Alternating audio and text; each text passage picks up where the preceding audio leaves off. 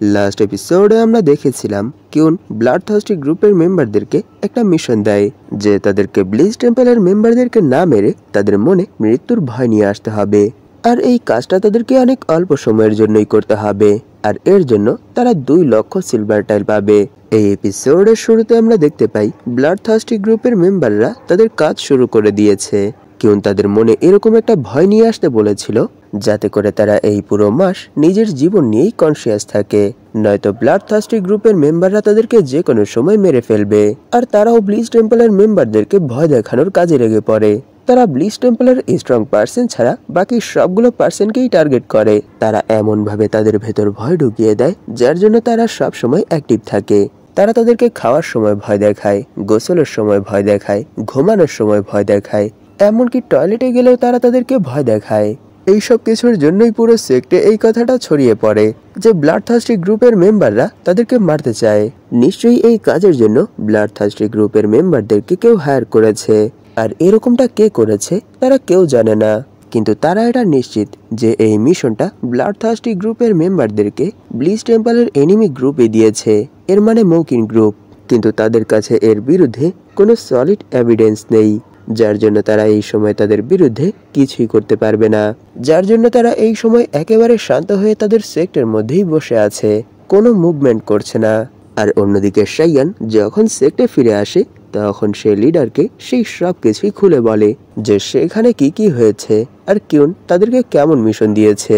আর এই সময় কিউন সেক্টে ফিরে আসেনি, সে সেখানেই রয়ে গেছে যাতে করে সে সব কিছুর উপর নজর রাখতে পারে আর এই জিনিসটাও মেকশিওর করতে পারে যে সে তাদেরকে যে মিশনটা দিয়েছে সেই কাজটা কি তারা ঠিকভাবে করছে কি করছে না, আর তারা কি এইসব কিছুর ফলে ভয় পাচ্ছে কি পাচ্ছে না। সে আপনাকে বলার জন্য আমাকে এটাও বলেছে যে 2-3 দিনের মধ্যেই সে ফিরে আসবে, তাই তাকে নিয়ে টেনশন করার কোনো দরকার নেই। এইসব শুনে লিডার বলে, হ্যাঁ সত্যি তোমরা তো অনেক ভালো একটা কাজ করেছো, তাই আমার মনে হয় না এখন থেকে তারা সেই মিটিং পর্যন্ত আমাদেরকে আর ডিস্টার্ব করার জন্য আসবে। এতে করে আমরাও স্মুথলি আমাদের মিটিং কমপ্লিট করতে পারবো। কিন্তু আমি এই জিনিসটা বুঝতে পারছি না যে তুমি এখানে আজ এত বেশি শান্ত কেন, কারণ তুমি তো আজ সেই দিনের মতো বাড়িয়ে চাড়িয়ে আমাকে কিছুই বলছো না যে আমি এটা করে এসেছি সেটা করে এসেছি। তাই বলো আজ এখানে তোমার এত শান্ত থাকার পেছনের কারণ কি? এইসব শুনে শাইয়ান বলে, এর কারণ আমি সেখানে কিছুই করিনি। আপনার কি মনে হয় আমার ক্যারেক্টার এতই খারাপ যে এখানে কেউ নেই বলে আমি এখানে তার যত ক্রেডিট আছে সব নিজেই নিয়ে নেব? না না, আজ এখানে আমি এই জন্যই কিছু বলছি না কারণ সেখানে আমি কিছুই করিনি, যা করার কিউন করেছে, আমি তো শুধু তার পাশে দাঁড়িয়েছিলাম। এইসব শুনে লিডার বলে, ও তাহলে তুমি এত ভালো হয়ে গেছো, সত্যি এটা দেখে অনেক ভালো লাগলো। তখনই তিনি সেখানে 4th গ্র্যান্ড এল্ডারকে আওয়াজ দেয় আর বলে, হেই তুমি আর কতক্ষণ এভাবেই লুকিয়ে লুকিয়ে আমাদের কথা শুনবে? এভাবেই লুকিয়ে লুকিয়ে কারোর কথা শোনাটা কোনো ভালো কাজ না, তাই দ্রুত সামনে চলে আসো। এইসব শুনে শাইয়ান সেখানে অনেক বেশি শখ হয়ে ভাবতে শুরু করে, কি 4th গ্র্যান্ড এল্ডার এখানেই আছে আর সে আমাদের কথা শুনছে, কিন্তু আমি তো এখনো এখানে ওনার প্রেজেন্স ফিল করতে পারছি না। তখনই 4th গ্র্যান্ড এল্ডার তাদের সামনে অ্যাপিয়ার হয় আর বলে, আমি কিছুক্ষণ আগেই এখানে এসেছিলাম, কিন্তু সেই সময় তুমি তোমার সার্ভেন্টের সাথে কথা বলছিলে, যার জন্য আমি এখানে তোমাদেরকে ডিস্টার্ব করিনি। কিন্তু আমি এই জিনিসটা ভাবিনি যে তোমার কান এত বেশি শার্প হবে। সত্যি এটা মানতে হবে যে আমাদের গ্রুপ লিডার অনেক বেশি অ্যামেজিং। আর সেখানে ওনাকে দেখে আর ওনার কথা শুনে সেখানে শাইয়ান অনেক বেশি শখ হয়ে ভাবছিল, এর মানে তিনি এখানে আমাদের সব কথা শুনে ফেলেছে, কিন্তু আমি ওনার প্রেজেন্স লাস্ট পর্যন্ত ফিল করতে পারিনি যতক্ষণ পর্যন্ত তিনি আমাদের সামনে চলে আসেনি। এর মানে নেক্সট টাইম আমাকেও অনেক বেশি অ্যালার্ট থাকতে হবে, কারণ কখনো যদি আমি ওনার সম্পর্কে কোনো খারাপ কথা বলে ফেলি তাহলে নিশ্চয়ই তিনি আমার অবস্থাও খারাপ করে ফেলবে। তখনই লিডার বলে, তাহলে বলো সেই দিন এখান থেকে ফিরে যাওয়ার পর তুমি কি তোমার কাজ ভালোভাবে করেছো আর সবকিছু কি ঠিকঠাক চলছে? এটা শুনে 4th গ্র্যান্ড এল্ডার বলে, হ্যাঁ সবকিছুই স্মুথলি যাচ্ছে, কোথাও কোনো প্রবলেম হয়নি। সেই দিন এখান থেকে বের হওয়ার পর আমি সরাসরি 1st গ্র্যান্ড এল্ডারের কাছে গিয়েছিলাম আর ওনাকে আমি সেই সবগুলো ইনসিডেন্ট সম্পর্কে বলেছি যা আমার সাথে সেই মাউন্টেনের সেই লেকের পারে হয়েছিল, যে ব্লাডথার্স্টি গ্রুপের মেম্বাররা আমার উপর অ্যাটাক করে দিয়েছিল, কিন্তু আমি কোনোভাবে সেখান থেকে বেঁচে ফিরতে পেরেছি। আর তখনই আমি এই জিনিসটা জানতে পেরেছি যে তিনি অনেক বেশি চালাক, কারণ তিনি এই কথাটা শুনে অনেক শখ হয়ে আমাকে জিজ্ঞেস করেছে, কি তোমার উপর তারা অ্যাটাক করে দিয়েছিল, তাহলে বলো তুমি সেখান থেকে কি করে বেঁচে ফিরেছো? তখনই আমার মাথায় আসে যে যদি তিনি এই কাজটা করিয়ে থাকে তাহলে নিশ্চয়ই ব্লাডথার্স্টি গ্রুপের মেম্বাররা তাকে এই ইনফরমেশনটাও দিয়ে দিয়েছে যে সেখানে সাইয়ান চলে এসেছিল। এর জন্য আমি এখানে আর মিথ্যা কথা বলিনি, আমি ওনাকে সব সত্যটা খুলে বলেছি যে যখন তারা আমার উপর অ্যাটাক করেছিল তখনই সেখানে আমাকে বাঁচানোর জন্য সাইয়ান চলে এসেছিল, আর সেই তাদের হাত থেকে সেখানে আমাকে সেভ করেছে। আর সেখান থেকে আমি গ্রুপ লিডারের কাছে এই জন্য যাইনি কারণ অনেক সময় যাবৎ তার সাথে আমার দুশ্মনী চলছে। আর আমি সাইয়ানের সাথেও এই জন্য যাইনি কারণ আমি এটা জানতে পেরেছিলাম যে সে তার সার্ভেন্ট। আর এমনিতেও সে কোনো ভালো পারসন না, সে একটা ইডিয়েট, বাস্টার্ড, এমনকি তার কাছে সেই সবগুলো খারাপ গুণ আছে যা একটা পারওয়ার্টের ভেতর থাকে। এইসব শুনে সেখানে সাইয়ান কাঁদতে কাঁদতে বলে, কি আমার সম্পর্কে আপনি এত খারাপ খারাপ কথা বলেছেন? আমার মনে হয় না এই গ্রুপের মধ্যে আপনি আমার থেকে ভালো আর কোনো ছেলে পাবেন।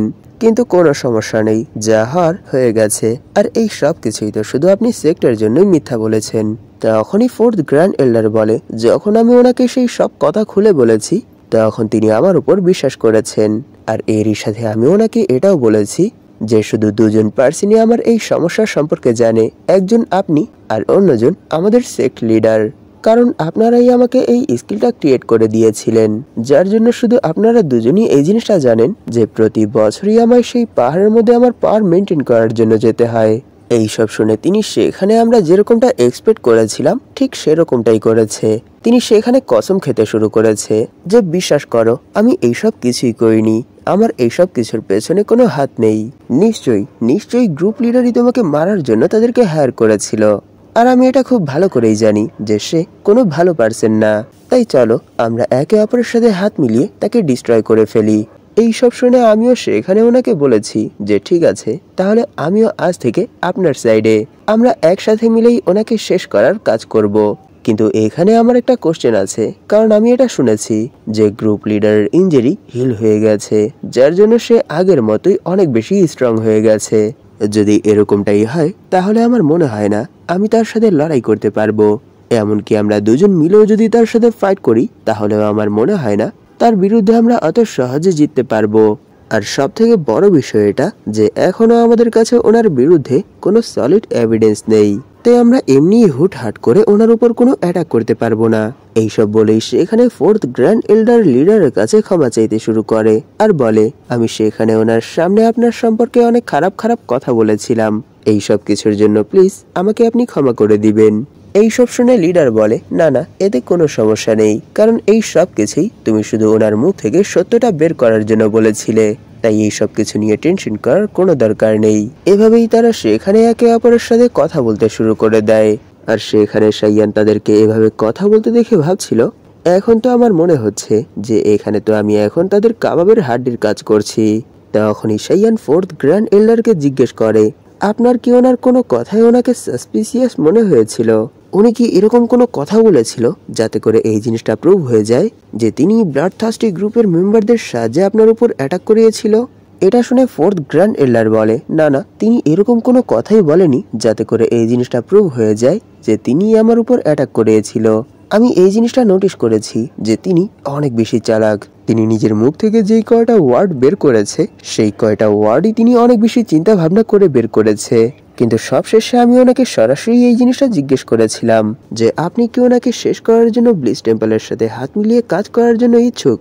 এটা শুনেই তিনি সেখানে সরাসরি এর জন্য মানা করে দিয়েছে। কিন্তু আমি সেখানে ওনার ফেস দেখে এই জিনিসটা নিশ্চিত হয়ে গিয়েছি যে নিশ্চয়ই ব্লিচ টেম্পল আর ফার্স্ট গ্র্যান্ড এল্ডারের মধ্যে কিছু না কিছু তো চলছেই। আর এতেই আমি 100% শিওর হয়ে গিয়েছি যে তিনিই আমার উপর সেই দিন ব্লাডথার্স্টি গ্রুপের মেম্বারদের সাহায্যে অ্যাটাক করিয়েছিল। কিন্তু এটা শুনে সাইয়ান বলে, কি কিন্তু আবার কি?